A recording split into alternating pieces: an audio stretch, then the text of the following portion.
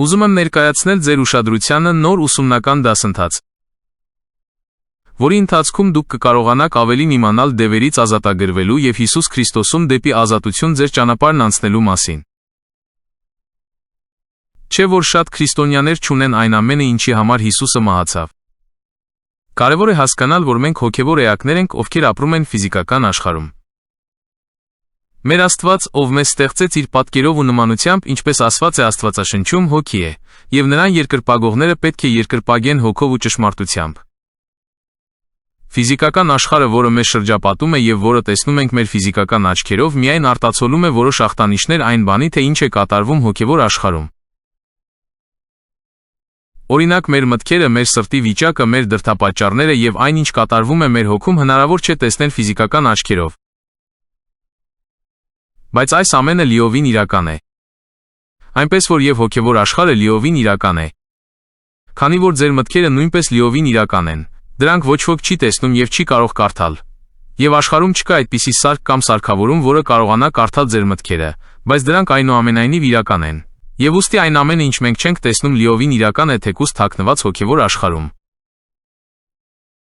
Հոգևոր աշխարհում, որից ծագել է ֆիզիկական աշխարհը, որպես կանոն թաքնված են մեր բոլոր խնդիրների արմատները։ Օրինակ, թույլ տվեք թվարկել որոշ պահեր, որոնք հաճախ դառնում են մեր խնդիրների աղբյուրը ֆիզիկական աշխարհում, բայց արմատներով գնում են հոգևոր աշխարհ։ Նրանցից մեկը կրկնվող մեղքերն են։ Ես ձեզ կկարդամ մի հատված Հովհաննեսի ավետարանից 8:34 նոր Արարատ թարգմանությամբ։ Հիսուսը նրանց պատասխանեց. Ճշմարիտ, ճշմարիտ եմ ասում ձեզ. ամեն ոք, ով մեղք է գործում, մեղքի ծառա է։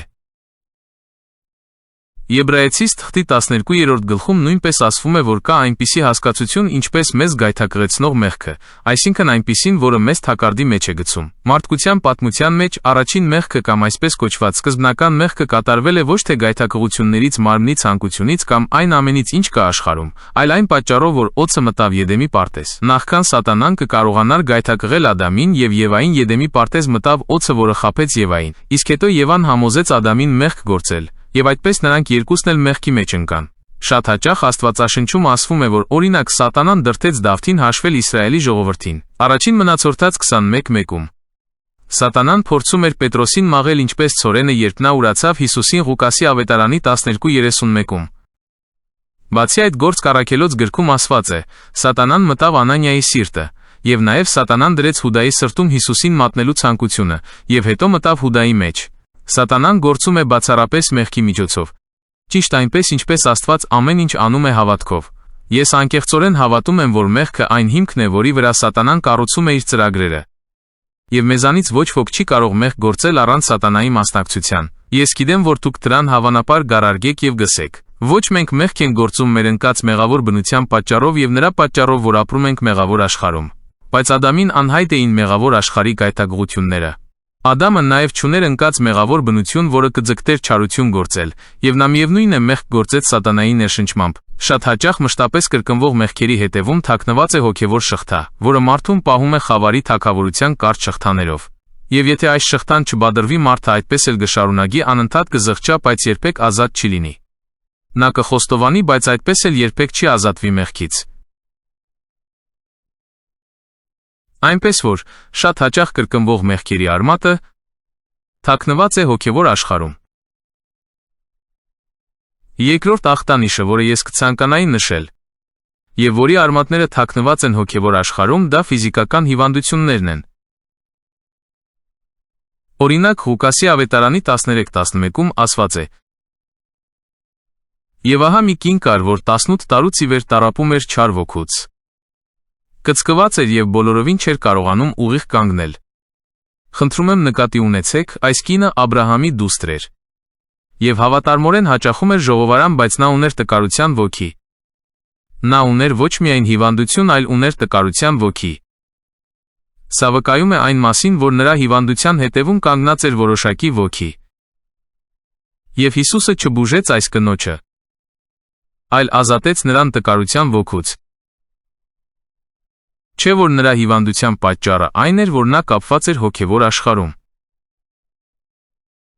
Հետաքրքիր է, քանի մարդու կյանքում են նույնպես տեղի ունենում որոշակի իրադարձություններ, այն պատճառով, որ նրանք կապված են հոգևոր աշխարհում։ Երբ Հիսուսը նայեց այս կնոջը, նա չտեսավ մի կնոջ, որը կուչ էր եկել և չէր կարողանում ուղղվել, այլ տեսավ անազատ կնոջ։ Նույնիսկ երբ նա այդ մասին խոսում էր փարիսեցիների հետ, ասաց, որ Սատանան կապել է այդ կնոջը և պահել է նրան շղթայով 18 տարի շարունակ, և սա վկայում է ոչ թե այն մասին, որ բոլոր հիվանդությունները ուղղակիորեն կապված են Սատանայի հետ, այլ այն մասին, որ կան այնպիսի հիվանդություններ, երբ պետք է ոչ թե բուժվել, այլ ստանալ ազատագրում։ Աստվածաշնչում ասված է, որ Հիսուսը եկավ, որպեսզի քանդի Սատանայի գործերը, և հետո գնում էր բժշկելով Սատանայից ճնշվողներին, բայց այս դեպքում ես ուզում եմ կենտրոնանալ նրա վրա, որ որոշ հիվանդություններ, հատկապես նրանք, որոնցով հիվանդանում են ձեր ընտանիքի բոլոր անդամները, իրենց արմատներով գնում են հոգևոր աշխարհ։ Այնպես որ առաջին հանգամանքը, որը կարող է իր արմատներով գնալ հոգևոր աշխարհ, դա կրկնվող մեղքերն են։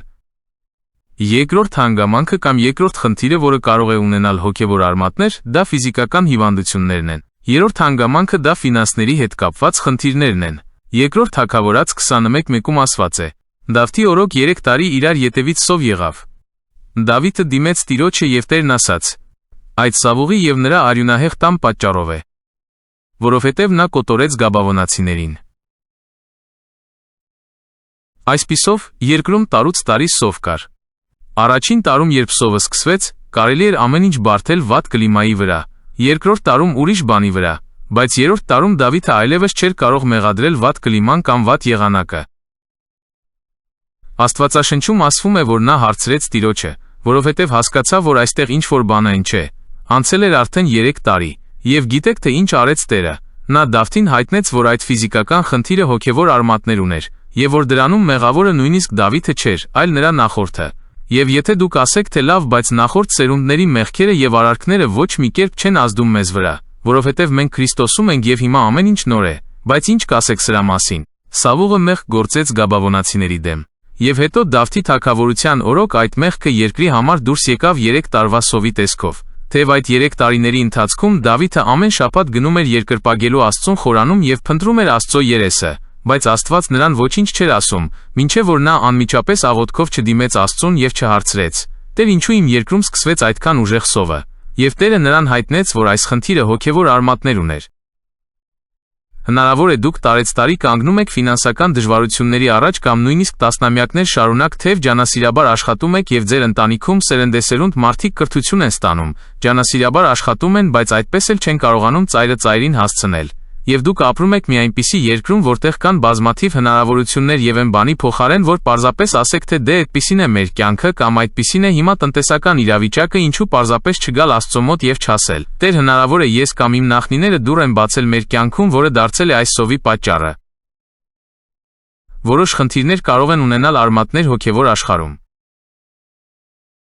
Դրանցից առաջինը կրկնվող մեղքն է, և շատ մարդիկ պարզապես փորձում են լուծել այդ մեղքի խնդիրը, թեև պետք է լուծեն դրա արմատի խնդիրը։ Երկրորդ խնդիրը դա ֆիզիկական հիվանդություններն են։ Մեզանից շատերը անմիջապես վազում են բժիշկի մոտ, և դրանում ոչ մի վատ բան չկա, բայց եթե խնդիրը հոգևոր է իր բնույթով, ոչ մի բժիշկ ձեզ չի օգնի։ Երրորդ խնդիրը դա ֆինանսական դժվարություններն են։ Երբ մենք բախվում ենք ֆինանսների մշտական պակասի հետ, թեև մասնակցում ենք ֆինանսական գրագիտության տարբեր սեմինարների, և դրանում նույնպես ոչ մի վատ բան չկա, բայց եթե այս խնդիրը հոգևոր է իր բնույթով, դուք այն չեք լուծի ֆիզիկական միջոցներով։ Չորրորդ խնդիրը, որը կարող է ունենալ հոգևոր արմատներ, դա դժբախտ պատահարների հակումն է։ Երբ ձեզ հետ մշտապես տեղի են ունենում դժբախտ պատահարներ, ընդ որում առանց ոչ մի պատճառի։ Ահա ձեզ մի օրինակ։ Նրա օրոք Բեթելացի Հիելը շինեց Երիքովը։ Իր անդրանիկ որդի Աբիրոնի հետ դրեց նրա հիմքը և իր կրտսեր որդի Սեգուրի հետ կանգնեցրեց նրա դռները, Տիրոջ այն խոսքի համաձայն, որ ասել էր Նավեի որդի Հեսուի միջոցով։ Երրորդ Թագավորաց 16:34։ Խնդրում եմ ներողամիտ եղեք, եթե ես խեղաթյուրել եմ այս անուններից որևէ մեկի արտասանությունը, պարզապես այս անունները ոչ ռուսական են և նույնիսկ ոչ ամերիկյան։ Բայց եկեք ամփոփենք։ Մի մարդ որոշեց վերակառուցել։ Երիքովը գնեց որպես հողատարածք, որովհետև հավանաբար ուզում էր հարստանալ կամ փառավորվել քաղաքը վերակառուցելով, պարիսպները բարձրացնելով և դռները տեղադրելով։ Եվ հանկարծ մահացավ նրա անդրանիկը։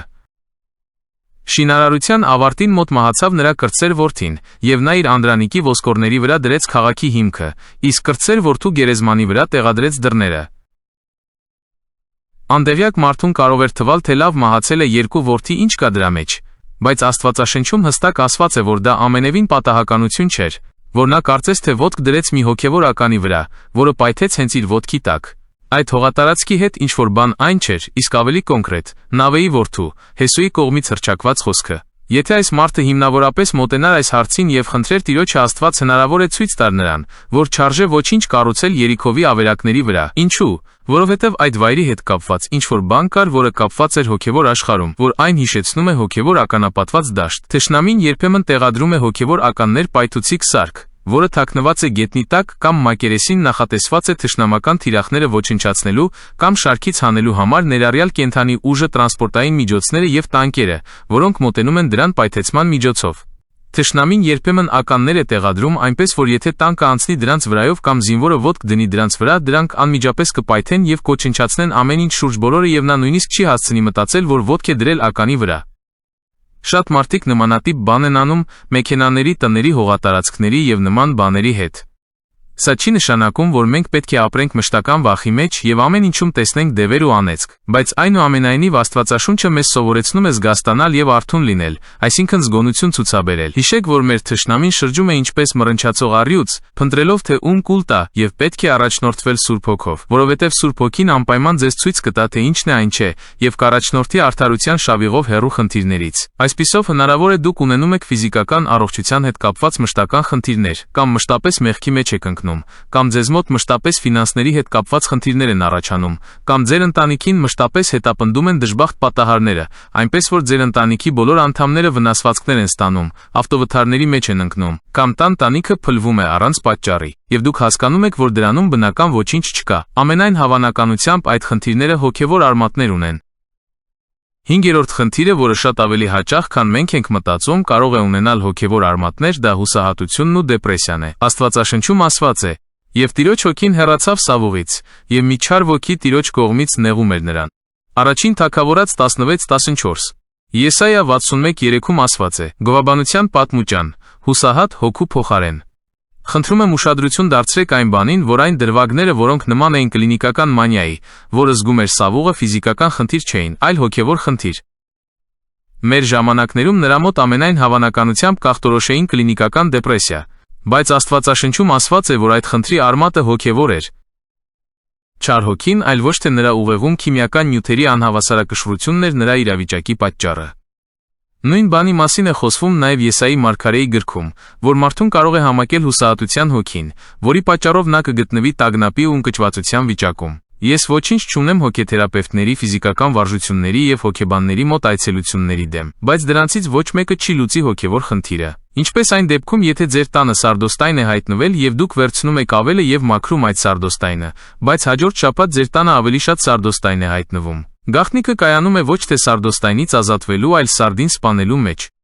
Նույնն է նաև այստեղ։ Աստված չի ուզում, որ մենք լուծենք խնդրի ախտանիշները, այլ ուզում է, որ մենք լուծենք դրա արմատը, բայց ամենից հաճախ արմատն անզեն աչքով անհնար է տեսնել, ինչպես եւ ծառի արմատները, թեև դրանք պահում են այն ծառը, որը մենք տեսնում ենք հողի մեջ։ Մեծ ու հզոր ծառը ճյուղերով ու տերևներով պահվում է հողի մեջ արմատային համակարգի շնորհիվ, որը մենք չենք տեսնում։ Արմատները ամենից հաճախ թաքնված են մեր հայացքից եւ այդ պատճառով դրանք ֆիզիկական աչքերով չես տեսնի։ Դրանք կարելի է տեսնել միայն հոգևոր աչքերով։ Խնդրեք Սուրբ Հոգուն բացել ձեր հոգևոր աչքերը, որպեսզի դուք կարողանաք տեսնել, թե ինչ արմատներ կամ ինչ բաց դռներ կան ձեր կյանքում։ Ապաշխարեք դրանց համար, դրանք հանեք ձեր կյանքից, հռչակեք հաղթանակ Հիսուսի անունով։ Դիտելով այս տեսանյութը ձեզանից ոմանք հնարավոր է ասեն, թե լավ Վլադ, բայց մենք քրիստոնյաներ ենք։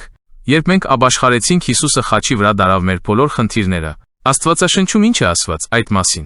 որ Սատանան պարտություն կրեց խաչի վրա։ Դա իսկապես այդպես է, բայց Աստվածաշնչում Սատանան համեմատվում է 5 տարբեր կենդանիների հետ։ Դրանցից առաջինը թռչունն է։ Թռչունի նման նա գողանում է մեզանից Աստծո խոսքը, որպեսզի մենք այն չհասկանանք։ Երկրորդը գայլն է։ Նա որպես գայլ գալիս է եւ հափշտակում է ոչխարներին։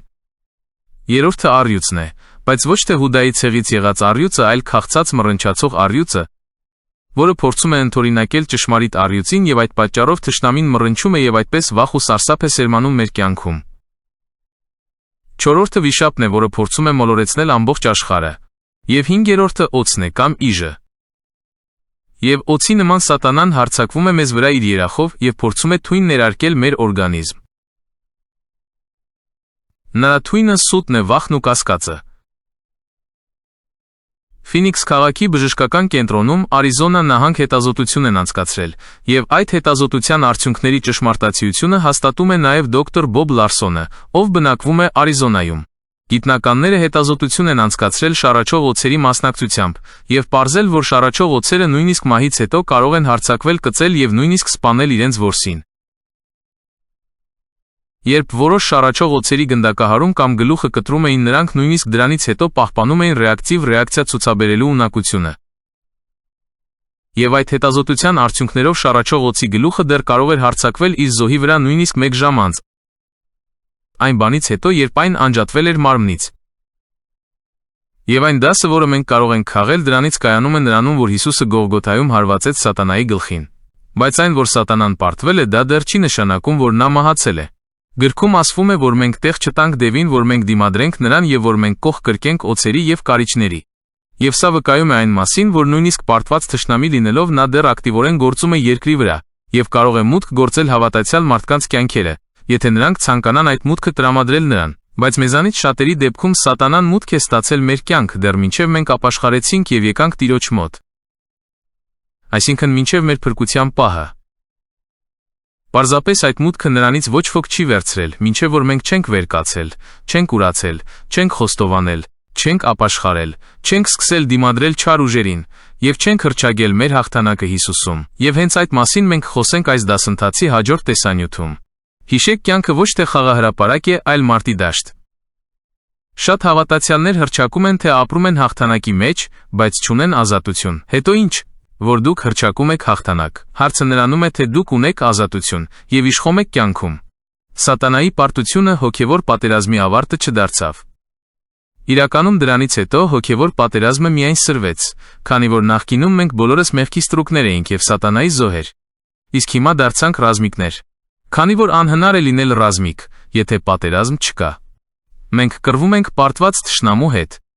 Եվ թեև նա պարտվել եւ զինաթափվել է, նա դեռ բավականին ակտիվորեն կռիվ է մղում մեր դեմ։ Այս տեսանյութի ավարտին ես ուզում եմ աղոթել ձեզ հետ միասին եւ խնդրել Սուրբ Հոգուն վերացնել ցանկացած մոլորություն մեր մտքից։ Հնարավոր է նախկինում դուք ապրել եք անտեղյակության մեջ եւ ոչինչ չեք իմացել սատանայի մտադրությունների եւ ծրագրերի մասին։ Եկեք միասին հավատանք, որ Սուրբ Հոգին վերջ կդնի այդ ամենին։ Հենց հիմա կբացի մեր աչքերը, ցույց կտա մեր ֆինանսական խնդիրների, առողջական խնդիրների արմատը, կամ թե ինչու են մեր կյանքում մշտապես ինչ-որ անախորժություններ տեղի ունենում։ Եկեք աղոթենք։ Սիրելի Սուրբ Հոգի, ես խնդրում եմ քեզ հենց հիմա, Տեր Հիսուս Քրիստոսի անունով, հանիր մոլորության, խաբեության եւ անտեղյակության թեփուկները յուրաքանչյուրի աչքերից, ով դիտում է այս տեսանյութը։ Խնդրում եմ, օգնիր մեզ ոչ միայն որոշել խնդրի արմատը, այլ նաեւ ոչնչացնել այն։ Այդ արմատը պոկել եւ կացնով կտրատել, որպիսի դրանից հետ անգամ չմնա։ Ֆինանսական խնդիրների, մշտական ֆիզիկական քրոնիկ հիվանդությունների, կրկնվող մեղքի եւ մեր կյանքում մշտական դժբախտ պատահարների արմատը։ Հնարավոր է մեր մեջ կան այնպիսի մարդիկ, որոնք մշտապես բախվում են դեպրեսիայի եւ հուսահատության հոգու հետ։ Ես աղոթում եմ Հիսուսի անունով, որպիսի նրանց աչքերը բացվեն եւ որպիսի նրանք տեսնեն, որ մենք ունենք թշնամի, եւ դա հավանաբար նա է, թաքնված այդ խնդրի հետևում։ Օգնիր մեզ նրանից ազատվել եւ ամեն ինչ հաղթահարել Հիսուսի անունով։ Ամեն։